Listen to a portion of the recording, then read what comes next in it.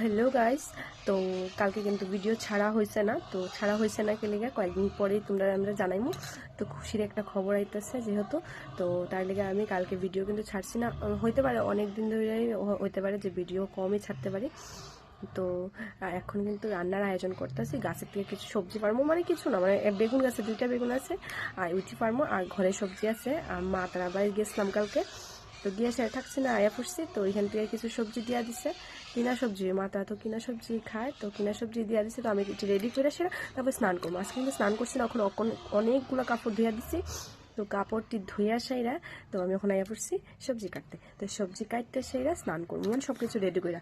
আর মা সকালে একটু ভাত নামাইছে, তো সকালে ভাত খাওয়া যাবো, স্নান করে আমি একটু ভাত খাইবো, তারপর রান্না করবো। আজকে সবজিটা রেডি করে আগে। তো এইগুলো হচ্ছে আমরা গাছের মানে বেগুন আর কি, 2টা বেগুনই ধরছে, তো 2টাই আমি পাইরালাম। আর কয়েকটা করি আছে যে এইটা তো পারন যেত না, বড় হইলে খাওয়ান লাগবো।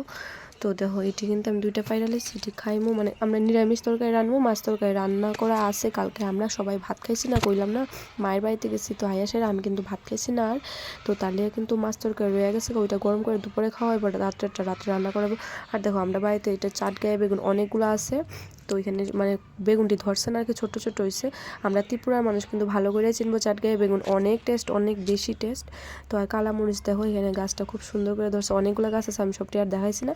আর কয়েকটা ফুলকপি বাঁধাকপি চারা লাগাইছি, জানি না এটা হইব কিনা, তো এতটুকু লাগানো হয়েছে।